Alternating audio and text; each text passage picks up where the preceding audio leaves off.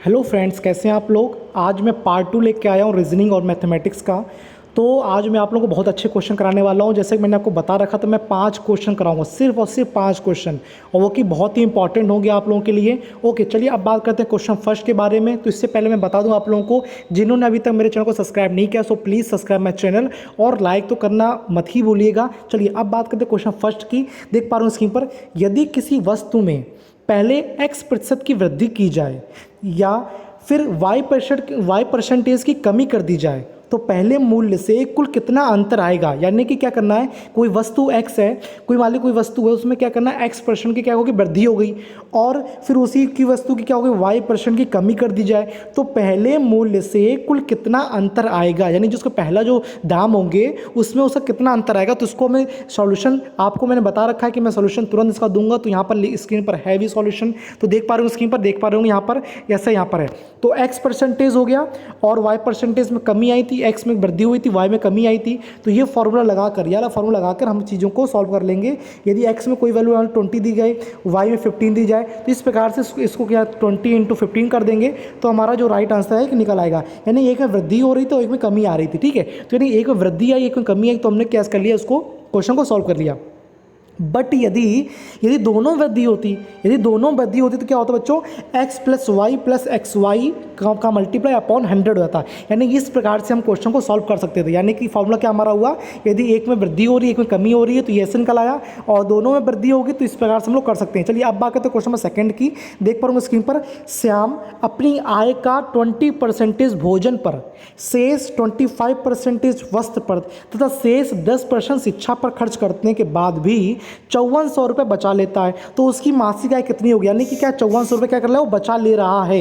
यानी कि 20% भोजन पर और 25% वस्त्र पर और 10% शिक्षा पर खत्म करने के बाद भी वो मासिक आय बचा ले रहा है। तो इसको हम किस पर हल करेंगे, अब देख पा रहे स्क्रीन पर, देख पा रहे होंगे। यदि मासिक आय यदि हमें बतानी है कि इतनी मासिक आय होगी हमारी, तो देख पा रहे होंगे 100 से हमें क्या कर दिया, जो मैं 20 पहले 20 हमने x है, y है या z है, पहले 20% खत्म किया, फिर 25% खत्म किया, फिर 10% खत्म किया, इस प्रकार से मल्टीप्लाई कर दिया, जो भी बचा लेता है तो हमारा टोटल आय, मासिक आय निकल आएगी। देख पा रहे हो स्क्रीन पर कि इसकी मासिक आय निकल आएगी।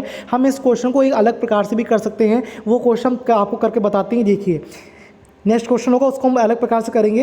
जैसे मोहन अपनी आय का 20% भोजन पर, 30% वस्त्र पर और 15% शिक्षा पर खर्च करने के बाद भी 700 रुपये यदि वो बचा लेता है तो उसकी मासिक आय कितनी होगी, ठीक है। तो इस क्वेश्चन क्या करेंगे, मान लेंगे कि हमारा ये x है, ये y है, ये z है, और 700 रुपये उसने बचा लिए हैं, ठीक है। तो हम लोग क्या करेंगे, देख पा रहे हो स्क्रीन पर, 700 रुपये हम लोगों ने ऊपर रखा है इसको, और 100 से हम लोग 20, 30 और 15 को क्या करें, घटा दिया 100 से, तो हमारे टोटल इसकी वैल्यू निकल के आ जाएगी। तो इस प्रकार से हम क्वेश्चन को हल कर सकते हैं, ठीक है। तो अच्छी बात यह है कि एक क्वेश्चन को दो प्रकार से हम हल कर सकते हैं, तो आपको जो बेटर लगे आप उसको चूज़ करिएगा। अब बात करते हैं नेक्स्ट क्वेश्चन की। नेक्स्ट क्वेश्चन तरफ जाएंगे, थोड़ा स्पीड में रहूँगा मैं, ठीक है। किसी चुनाव में मात्र 2 उम्मीदवार है, मान लो कोई इलेक्शन हुआ, उसमें 2 उम्मीदवार है, जिसमें जीतने वाले के उम्मीदवार के कितने परसेंटेज है, 54 है। जो जीता है उसको 54 मिले, तो हारा को तो उसे कितने मिलेंगे, 46% मिला होगा, और प्राप्त करके 640 मतों से जीत जाता है। यानी वो 640 मतों से जीत गया है, ठीक है। तो इसको कैसे करना है, हमें टोटल मत बताने हैं। तो देख पा रहे हो स्क्रीन पर कि 100 में मैंने 54 घटा दिया, 46% निकल आया। ये 40% जो हारे हुए के परसेंटेज है। अब करना क्या है कि जीतते हुए के 54 है, हारे हुए 46 है, तो डिफरेंस कितना है, 8%, सिर्फ 8% वोट का डिफरेंस है। और इन्हीं 8% वोट की वैल्यू कितनी, 640 है, ठीक है। यानी जो 640 वोट से जीता था वही 8% है। तो क्या करना होगा, इसको 100% से निकाल लेंगे और हमें टोटल मत निकाल लेंगे कि हमें 8000 वोट से हम लोग क्या करा था, वो क्या हुआ था, हारा था, ठीक है। तो हमें टोटल वोट कितना मिला, 8000 वोट मिला था, ठीक है। कि लोगों को कितना वोट मिला, 8000 वोट मिला था, ठीक है। चलिए तो ये क्वेश्चन हो गया। क्या पूछा गया था, देखिए चुनाव में कुल कितने मत मिले थे, यानी 8000 मत वो इलेक्शन में आपको वोटिंग मिली थी, ठीक है ना। चलिए अब बात करते हैं नेक्स्ट क्वेश्चन की। चने के मूल्य में यदि 10% की कमी होने से कोई साहूकार जो उसको बेचता है वो 450 रुपये में 5 किलो चने अधिक खरीद लेता है।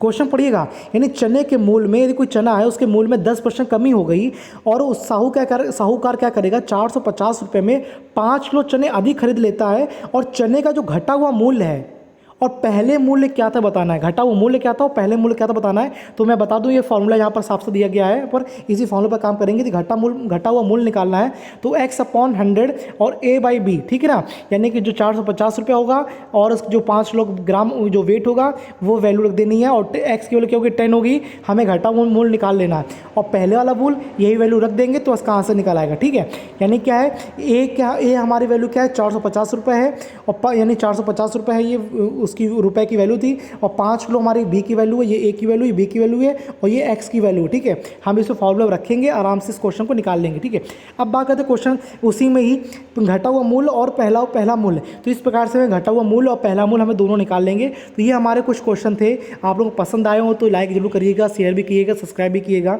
तो एक बार देख लीजिए क्वेश्चन को, एक बार आप लोग स्क्रीनशॉट भी ले सकते हैं इसको। तो मैं उम्मीद करूँगा कि आपको मैंने जो बताया वो आप लोग समझ में आया होगा, और यदि नहीं समझ में आया तो कोई बात नहीं, मैं कहीं नहीं गया हूँ, मैं यहीं पर हूँ। मैं फिर से नया वीडियोज़ आपके लिए लेके आऊँगा। तब तक के लिए जय हिंद, जय भारत।